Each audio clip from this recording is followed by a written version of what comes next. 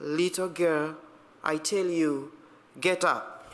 The Lord be with you. And with your spirit. A reading from the Holy Gospel according to Mark. When Jesus had crossed in the boat to the other side, a large crowd gathered around him, and he stayed by the lakeside. Then one of the synagogue officials came up, Jairus by name, and seeing him, fell at his feet and pleaded with him earnestly, saying, "My little daughter is desperately sick. Do come and lay your hands on her to make her better and save her life." Jesus went with him, and a large crowd followed him. They were pressing all around him. Now there was a woman who had suffered from a hemorrhage for 12 years.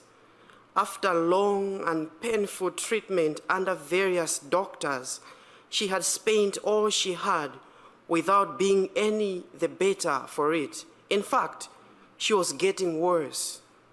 She had heard about Jesus, and she came up behind him through the crowd and touched his cloak.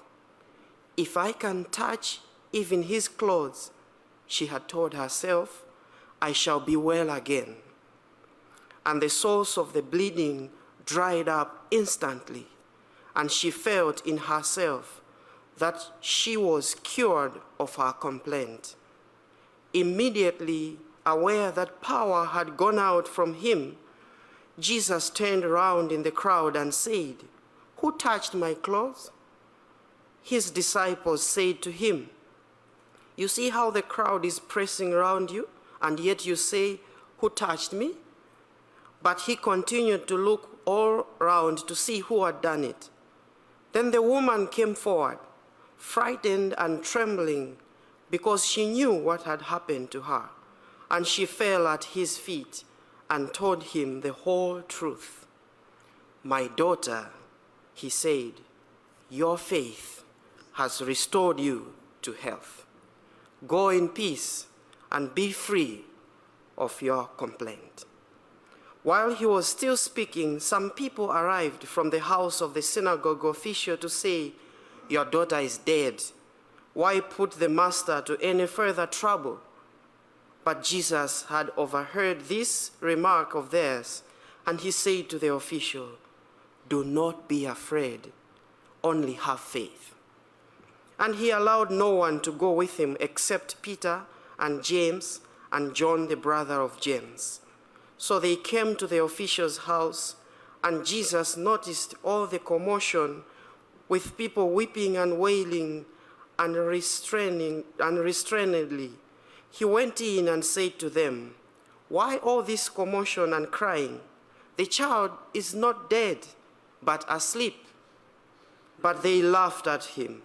So he turned them all out, and taking with him the child's father and mother and his own companions, he went into the place where the child lay. And taking the child by the hand, he said to her, "Talitha cum," which means, "Little girl, I tell you to get up." The little girl got up at once and began to walk about, for she was 12 years old. At this they were overcome with astonishment, and he ordered them strictly not to tell anyone, not to let anyone know about it, and told them to give her something to eat. The Gospel, the good news of the Lord. Praise to you, Lord Jesus Christ.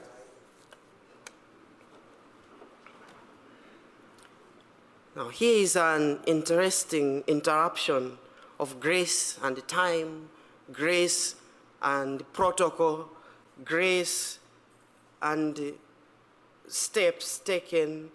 In this passage, in the gospel reading, there might be a scholarly reason why Mark would have interrupted this story. So if we are journeying with Jesus in this story, first Jairus came first and came at the feet of Jesus and presented his case, pleaded. So Jairus came first.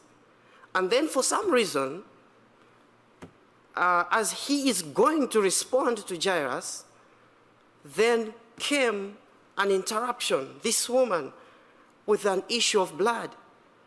And so Jesus responds to her too. But Jairus came first. So what is this telling us? There might be a scholarly reason for this interruption of grace and time. And I'm calling it interruption of grace and time because while it may not be your turn, but it doesn't mean it is not your time. It might not be your turn to get your grace, but does not mean it's not your time. Probably it was not her turn, this woman with an issue of blood, but definitely it was her time. And so when her time came, even she knew it that when it's your time, you don't care about the crowd, you don't care about opinions, you don't care about what people say, because if she had suffered this disease for such long, and if in the Jewish context this was treated as unclean person, ritually, religiously, and socially unclean, therefore this woman would have been unclean for 12 years. And so she didn't care about all that, whether society thinks I'm unclean or is not my turn yet. But when you have had it worse, you got to see Jesus. When you have had it so hard, so worse, when you reach the worst, you got to see this man, Jesus. You've got at least to touch the hem of his garment. And you will not care about the crowd. And the crowd is mentioned so many times in this passage. You will not care about the crowd that is there or who is looking at me. Sometimes we lose faith. There are people, as we read this gospel nowadays, who stop going to church maybe 6 months now, 2 years now, because of a crowd, because of opinions, because of what people say to them, maybe even because of what the priests say to them sometimes. And they are there. But when maybe you've not come to the worst. Maybe you've not seen the worst. But when you've seen the worst, that seems there's no solution, you got to see Jesus. And you will do anything to see Jesus. So probably this interruption tells us that even if it may not be your turn for your grace, your breakthrough, your miracle, but it is definitely your time once Jesus is passing that way. It is your time. And so this woman knew that this was her time. And there is faith here when she says that if only I can touch the hem of his garment. And now, Jesus meets this woman and confirms her theology here. That yes, woman, your theology is true because power is not in the garment. Power is in your faith. That's why he says, your faith has restored you to health. So Jesus confirms the theology of this woman. Power is not in my garment. Power is in your faith. So what faith is what you think God can do, even if you touch the hem of his garment. That is faith. What you think God can do, because she was thinking to herself, if only I can touch the hem of his garment. And that, my dear sisters and brothers, is faith right there. And now today, there is another good news that I would like to end with. Here is the good news.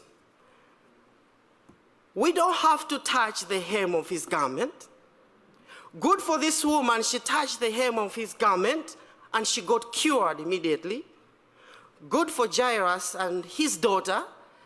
Jesus touched them and lifted them up and raised them up and raised the girl up. Today, in this Mass, we don't have to touch the hem of his garment because we're going to receive him in entirety.